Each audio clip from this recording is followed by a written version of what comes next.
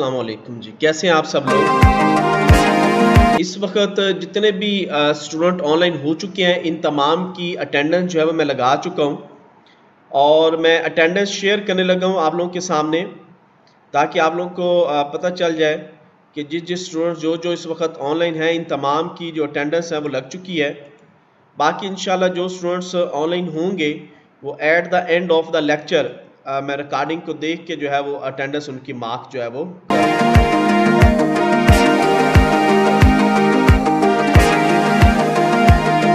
इस वक्त जितने भी स्टूडेंट ऑनलाइन हैं, इन तमाम स्टूडेंट्स की जो अटेंडेंस है वो हो चुकी है। बाकी जो स्टूडेंट्स ड्यूरिंग लेक्चर जो है वो ऑनलाइन होंगे, उस वक्त उनकी अटेंडेंस जो है वो मार्क होगी या एंड ऑफ द लेक्चर जो है वो अटेंडेंस में मार्क करूँगा। तो मैं लेक्चर शेयर करने लगा हूँ।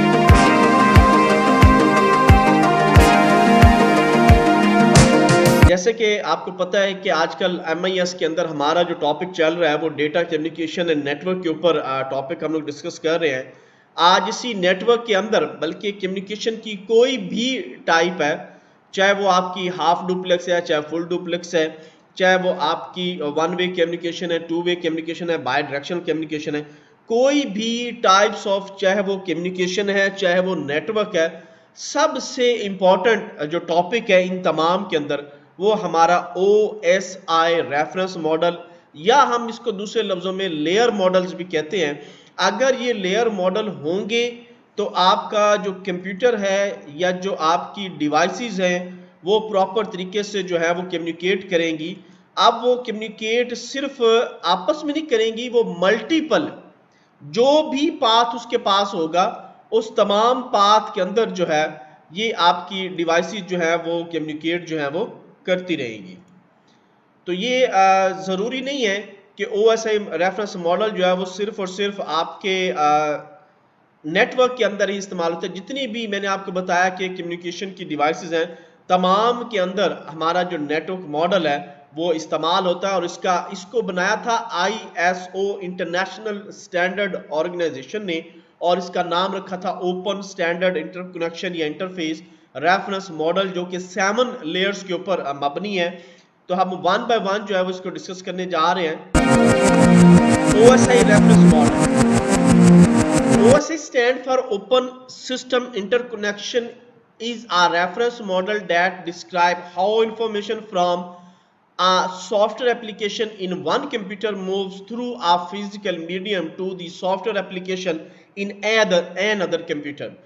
वो कहता है कि OSI रेफरेंस मॉडल का काम ही ये है कि एक कंप्यूटर के ऊपर से कोई भी आपके सॉफ्टवेयर की जो भी एप्लीकेशन है, जो भी आप मैसेज सेंड करना चाह रहे हो, आप कोई मेल करना चाह रहे हो, आप कोई एप्लीकेशन बनाना चाह रहे हो, आप वो सेंड करना चाह रहे हो, एक सिस्टम से दूसरे सिस्टम तक वो फिजिकली तौर पे जब जाएगी तो उसमें हमारा ओपन सिस्टम इंटरकनेक्शन जो है वो वर्क करेगा। OSI कंसिस्ट ऑफ 7 लेयर्स, 7 मुख्तलिफ लेयर्स के ऊपर ये कंसिस्ट होता है।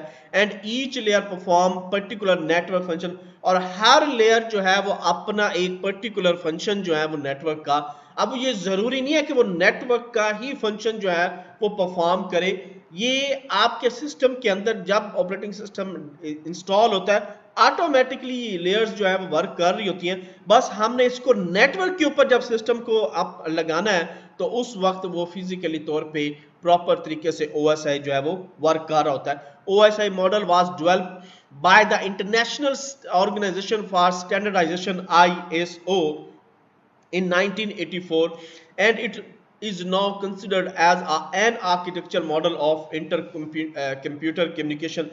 और ये कंप्यूटर कम्युनिकेशन की भी आर्किटेक्चरल मॉडल जो है उसको कहा जाता है कि कंप्यूटर्स को मोर देन 2 कंप्यूटर की आप बात कर लें, यानी एक कंप्यूटर जब दूसरे कंप्यूटर के साथ, अब ये जरूरी नहीं है कि कंप्यूटर ही हो, आपके मोबाइल से लैपटॉप हो सकता है, लैपटॉप से मोबाइल हो सकता है, आपके 2 सेल फोन हो सकते हैं, आपके PDA हो सकता है, आपका टैबलेट हो सकता है, यानी कोई भी ऐसी डिवाइस जो कि डेटा कम्युनिकेशन को इस्तेमाल कर रही है वो आपके OSI रेफरेंस मॉडल को भी इस्तेमाल करेगी।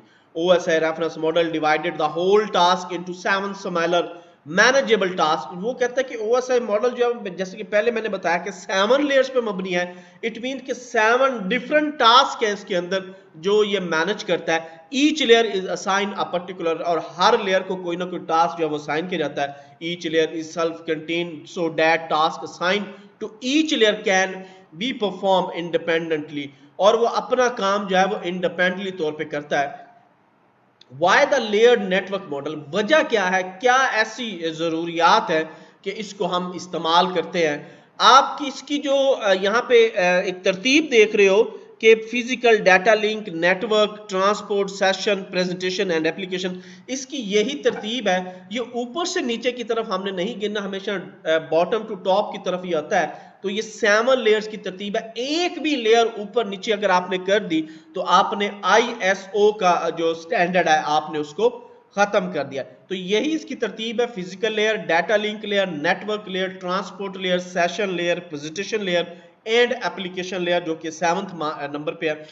Reduce complexity one big problem to 7 smaller one, यानी बहुत बड़े प्रॉब्लम को तोड़ के रख देता है छोटे 7 डिफरेंट प्रॉब्लम्स के अंदर, और उसकी जो भी कॉम्प्लेक्सिटी होगी उसको वो खत्म करेगा। स्टैंडर्डाइजेशन इंटरफेस है, यानी कि ये इंटरफेस एक दफा बन गया, अब यही स्टैंडर्ड है। फैसिलिटेट मॉड्यूलर इंजीनियरिंग, और इसके अंदर इंजीनियर्स की जो मॉड्यूल्स हैं वो बहुत ज़्यादा फैसिलिटेट किए गए। Ensure in portable technology, accelerate evaluation, simplify teach and learn, यानी इसको सीखना भी आसान है, इसको पढ़ना भी आसान है। फर्स्ट 3 लेयर जो हैं, physical layer, data link layer, network layer, इसके ऊपर हमारी फिजिकल जो डिवाइसेस है वो काम करती हैं, इसलिए हम इनको हार्डवेयर लेयर भी कहते हैं। ट्रांसपोर्ट, सेशन, प्रेजेंटेशन, एप्लीकेशन, ये हमारी नेटवर्क लेयर्स, ये वाली जो ऊपर टॉप 4 लेयर है, इनको हम सॉफ्टवेयर लेयर या होस्ट लेयर भी कहते हैं। आगे चल के आप मजीद इनको देखोगे। Host layer 7654 application, presentation, session and transport host layers हैं। Provide accurate data delivery between the computers, computer के दरमियान प्रॉपर तरीके से डेटे को ट्रांसफर करना इनका काम है। Network, data link layer and physical layer, ये जो आपकी लेयर्स है ये आपका मीडिया लेयर है। जैसे कि मैंने आपको कहा कि hardware layer and software layer, जो टॉप 4 हैं वो आपकी सॉफ्टवेयर लेयर है, और बॉटम 3 जो हैं वो आपकी हार्डवेयर लेयर है, जो कि media control physical delivery of message over the network, पूरे नेटवर्क के ऊपर आपके मैसेज को फिजिकली तौर पे जो है, एक तो सिस्टम्स को आपस में कनेक्ट करना है, प्लस आपके सिस्टम को कनेक्ट करने के साथ साथ आपके डेटे की जो कम्युनिकेशन है उसको भी प्रॉपर तरीके से जो है वो चेक करना इस लेयर का जो है वो काम है। नेक्स्ट है जी, अब लेयर्स के फंक्शन वन बाय वन हम डिस्कस करते जाएंगे। सबसे पहले नंबर पे यानी कि नंबर 7 पे जो हमारी एप्लीकेशन लेयर, उसका क्या फंक्शन है। Provides network service to application process such as electronic mail, file transfer and terminate emulation.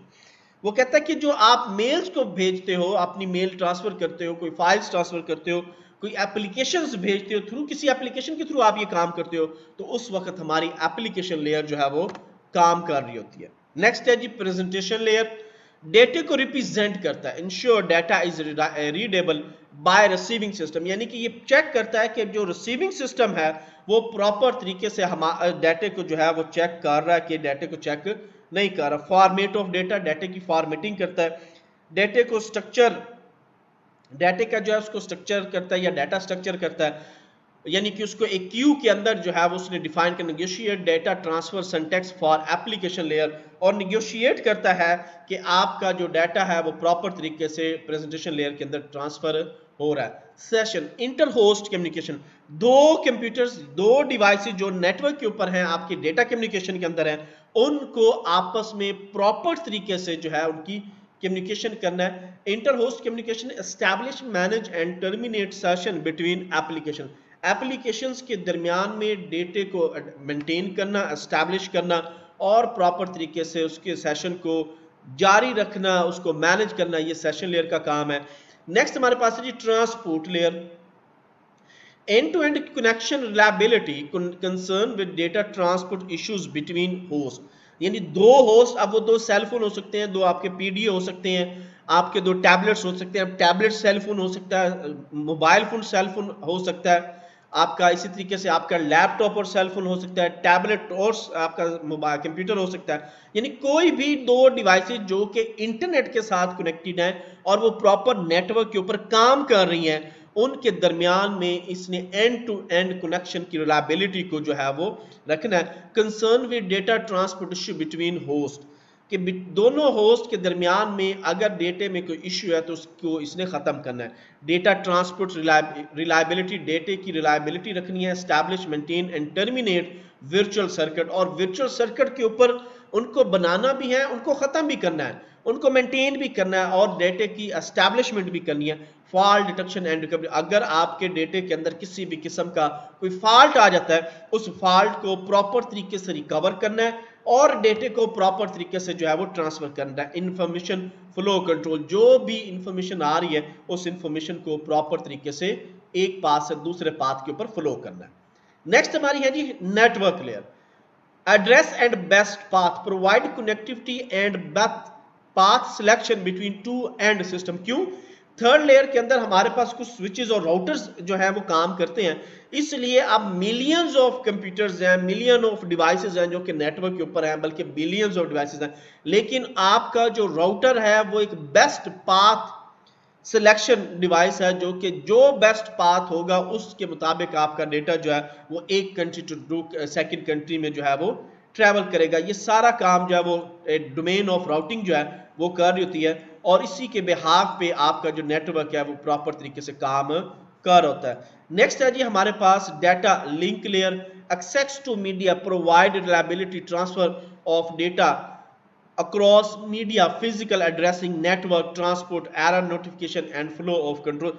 जितना भी मीडिया है उसमें स्विचेस आ सकते हैं, आपके हब आ सकती है, रिपीटर आ सकता है, ब्रिज आ सकता है, मॉडेम्स आ सकते हैं। इन तमाम डिवाइसेस के ऊपर डेटे को प्रॉपरली एक्सेस करना है, उनको फिजिकल एड्रेसेस देने हैं। आगे चल के जो हमारा लेक्चर आएगा उसमें हम लोगों ने टीसीपी आईपी को data transmission control protocol, internet protocol, IPs के ऊपर हमने डिस्कस करना। तो ये वही आईपीज है, फिजिकल एड्रेसेस हैं जो कि हम डाटा लिंक लेयर के अंदर उस वक्त जो है वो काम कर रहे होते हैं और अपनी टोपोलॉजीज को भी डिफाइन कर रहे होते हैं, जो कि लास्ट लेक्चर में हम डिस्कस कर चुके हैं।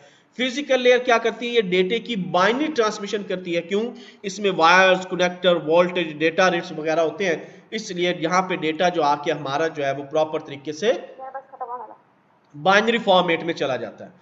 पेयर टू पेयर कम्युनिकेशन में क्या होता है कि 2 होस्ट आपस में कम्युनिकेट कर रहे होते हैं, दोनों होस्ट के ऊपर या तो सिस्टम दोनों सेम होने चाहिए। अगर सिस्टम दोनों सेम है तो दोनों कंप्यूटर आपस में पेयर टू पेयर कम्युनिकेशन के अंदर वर्क कर रहे होंगे। एक में दोनों में सेम, देखें आप डायग्राम के अंदर आपको लग रहा है कि सेम एप्लीकेशन लेयर है, सेम प्रेजेंटेशन लेयर है, सेशन लेयर है। जब आपका ट्रांसपोर्ट लेयर आएगा तो डेटा कन्वर्ट हो जाएगा सेगमेंट्स के अंदर, वही डेटा फिर पैकेट्स में, सेगमेंट्स पैकेट्स में कन्वर्ट होंगे, पैकेट्स जो है आपके फ्रेम बनेंगे और वो फिर बिट्स के अंदर जो डेटा जो है वो हमें मिलेगा। यहाँ पे डेटे की इनकैप्सुलेशन है, देखें डेटा जो है वो आपका ट्रैवल हो रहा है। अब ये डेटा कहाँ कहाँ तक ट्रैवल हुआ है? एप्लीकेशन लेयर में, प्रेजेंटेशन लेयर में, सेशन लेयर में, यहाँ तक फर्स्ट 3 लेयर के अंदर जो है वो डेटा ही रहा। जब ट्रांसपोर्ट लेयर पे आया तो वहां पे एक नेटवर्क हेडर जो है वो उसके अंदर ऐड हुआ। जैसे नेटवर्क हेडर ऐड हुआ तो आगे हमारे पास डाटा लिंक लेयर के ऊपर फ्रेम टेलर, यानी वो उसके साथ फ्रेम्स भी अब ऐड हो गया। जैसे ही डेटा वैसे ही रहा, लेकिन उसके साथ नेटवर्क हेडर यानी कि वो आपके जो आईपी एड्रेसेस है वो आ गए, राउटिंग टेबल उसके साथ अटैच हो गया और उसके साथ ही आपका फ्रेम हेडर लग गया। और जब ये डेटा फिजिकल फॉर्म में आया तो 10 की फॉर्म में, मैंने आपको बताया कि जब 10 की फॉर्म में फिजिकल डेटा होता है उस वक्त आपका ये डेटा जो है वो बिट्स की फॉर्म में, बाइट्स की फॉर्म में काम कर होता है, लेकिन उसको कन्वर्ट उसने किया होता है बाइनरी कोड्स के अंदर। हमें नहीं पता होता कि वो डेटा कैसे ट्रैवल कर होता है, लेकिन इस बाइनरी कोड को प्रॉपर तरीके से जो है वो रीसेगमेंट किया होता है और उस वर्किंग के साथ जो है ये डेटा प्रॉपर तरीके से काम कर होता है। यहाँ तक किसी स्टूडेंट का कोई क्वेश्चन है जी? OSI रेफरेंस मॉडल में अगर किसी स्टूडेंट का कोई क्वेश्चन है तो वो